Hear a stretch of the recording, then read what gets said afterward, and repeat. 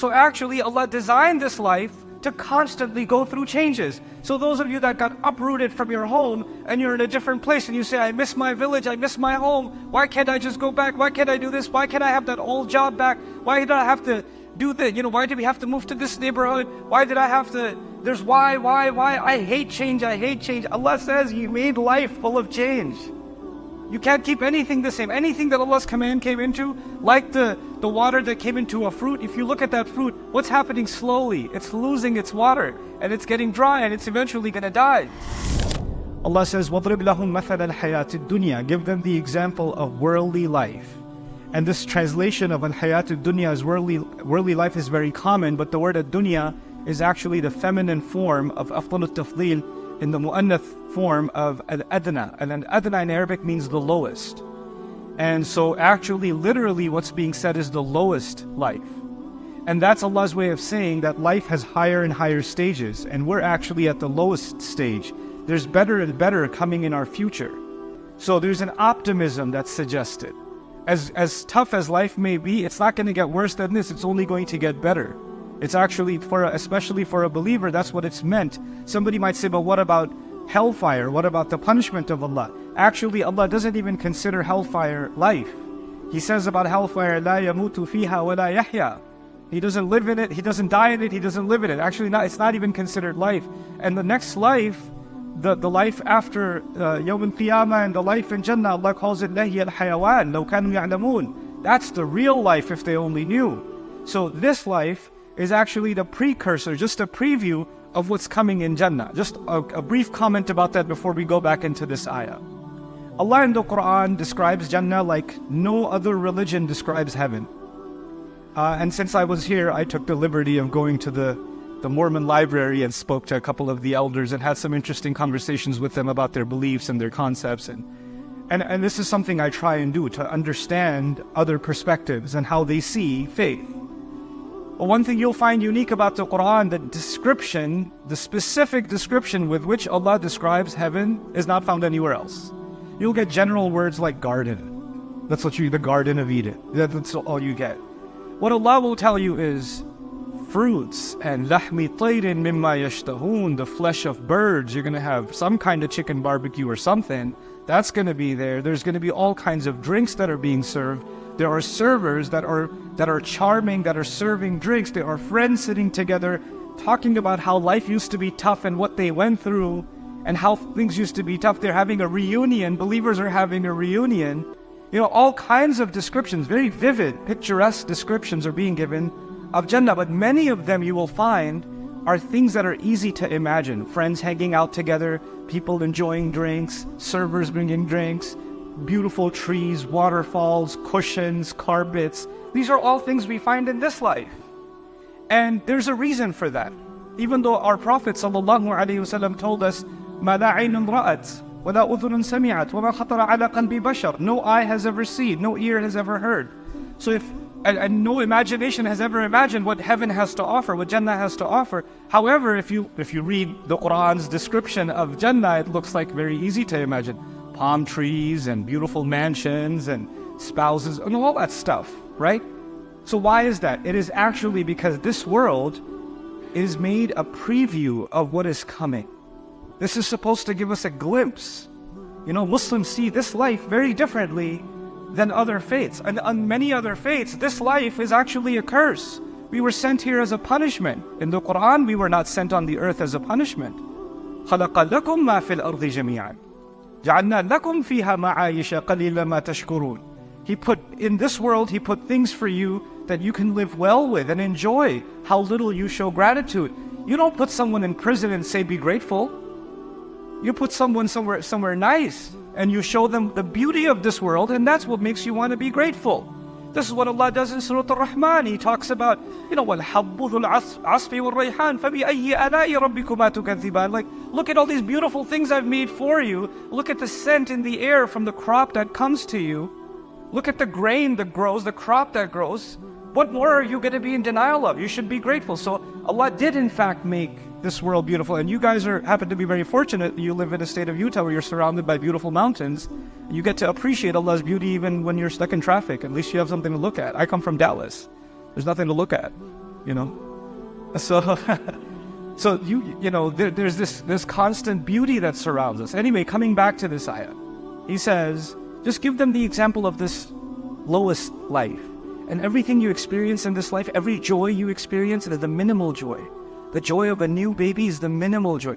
The joy of marriage, the joy of seeing a beautiful waterfall, the joy of a beautiful sky, the joy of a delicious meal.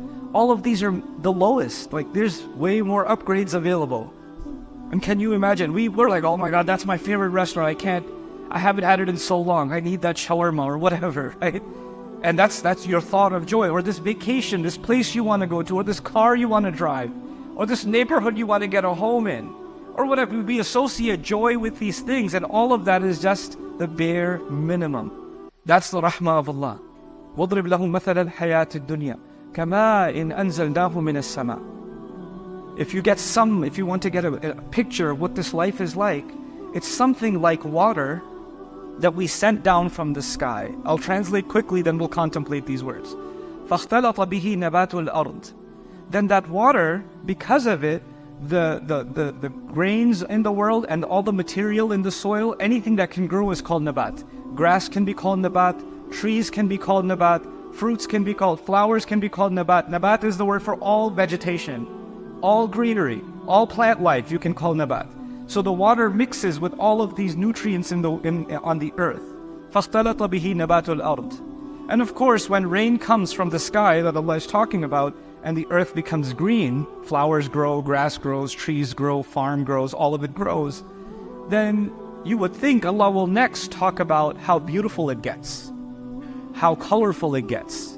And He talks about that in other places.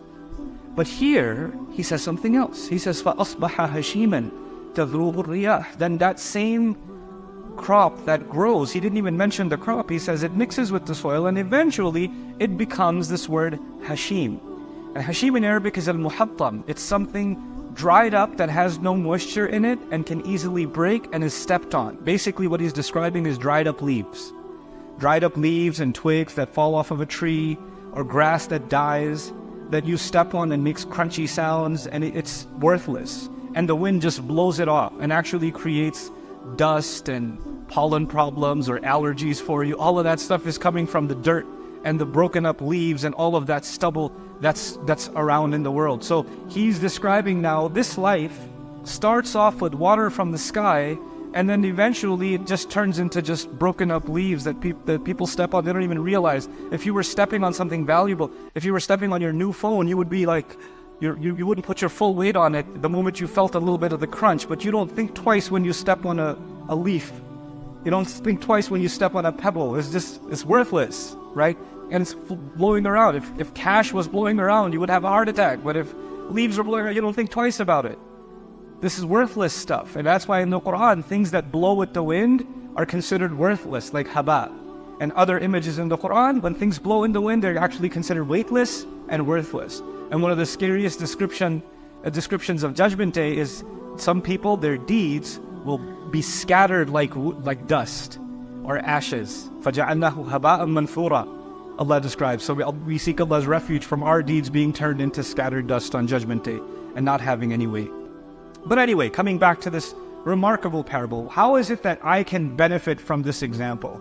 Other than just saying, well, Allah gives life and then we die. The plant grows and then the plant dies. Great, now what? But actually, if you dig a little deeper and you contemplate especially the end of this ayah, وَكَانَ اللَّهُ عَلَى كُلِّ شَيْءٍ مُقْتَدِرًا.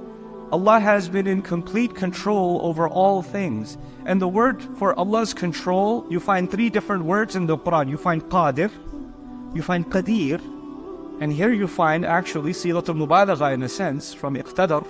It's muqtadir, muqtadir. And actually the way to translate that is actively in control. Allah is actively in control and overwhelmingly in control over all things. That's what Allah says at the end. Now let's go back. In this life, the first thing Allah wanted me to think about is the fact that He sends water from the sky that mixes with the soil. So there's something happening with the sky and there's something happening with the earth. Every fruit that you eat, every piece of meat that you and I eat, every bit of vegetation that you and I see is a result of water that came from the sky. You know what else comes from the sky? What comes from the sky is always the rizq from Allah, the command from Allah, the guidance from Allah. Everything that Allah gives us that is purposeful comes from the sky. The angels come from the sky with a mission. The angels that are here go up and report to the sky, and they come back, from the sky. Laylatul Qadr, the angels are descending. Tanazzalul malaika wa ruhu fiha. Right? So when Allah sends something from the sky, it has a purpose. It comes for a mission. And so what does it do for a believer? What it does for a believer is every leaf inside it is the command of Allah. Every fruit, every orange has inside it the water that came from the sky, that came from the command of Allah. And every time something comes from the sky, it has to have a purpose. So everything becomes purposeful, and in everything I see that it's related to a command from Allah descending from the heavens. What does that have to do with you and me? Let's come back to that. All of you have different crises.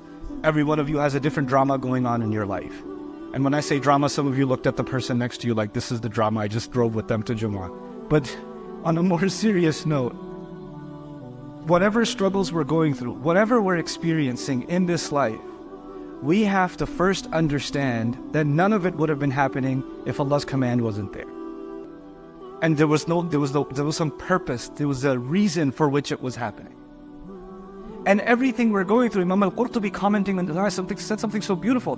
Why did Allah make me focus so much on water? Because water doesn't stay in the same place. Water mixes with other things. Water is constantly moving and changing. And if you try to keep water in the same place, it goes bad. So actually, Allah designed this life to constantly go through changes. So those of you that got uprooted from your home and you're in a different place and you say, I miss my village, I miss my home. Why can't I just go back? Why can't I do this? Why can't I have that old job back? Why did I have to do that? Why did we have to move to this neighborhood? Why did I have to? There's why? I hate change, I hate change. Allah says you made life full of change. You can't keep anything the same. Anything that Allah's command came into, like the water that came into a fruit, if you look at that fruit, what's happening slowly? It's losing its water, and it's getting dry, and it's eventually going to die. Right? It's going to go. So the experiences we have in this life, the good that we have in this life is temporary. And the bad that we have in this life is also temporary. The tough stuff is also temporary. And all of that is a command of Allah. So then if that's all temporary, then what's permanent? If everything's just going to go, the good is going to go, the bad is going to go. What you think is a huge problem today, tomorrow you'll look back like, oh my God, I used to think that was a huge problem. This is a huge problem. I prefer that problem because that's gone now and you have something new to deal with. But human beings forget that the beginning of all it is water. And what did Allah mention in the first part? He mentioned water. And what did He mention at the end? Completely dried up, right? The lack of water. So you know what? There's something in between. In between is the greenery, is the good things in life. It's the ups and downs of life. It's the changes in life. But you know what? It becomes easier to deal with that stuff when you go back and you realize, you and I were just drops of water too. That's all we were. And eventually we're going to be reduced to nothing inside of the dirt. That's the beginning and the end. And everything else we're experiencing is just the stuff in between. This is just an episode in between, or multiple episodes in between, and they will come to pass. They will go. Then what is it that's going to actually last? You would think as-salihat al-baqiyat, but He actually says al-baqiyat as-salihat. Good things that you do every day, even the smallest things, those are the things that are actually going to last. So whether we have an easy life or a tough life, it is actually the good. If I can find some way of doing something good every day, something that wasn't about me, it was about someone else, it was for Allah, something, then I have lived a meaningful, purposeful life. And that's what water does. Water doesn't serve itself, water serves everything else. And so if we have the command of Allah in us, the guidance of Allah in us, we're not just there to serve ourselves and our feelings, we're there to be of service to somebody else.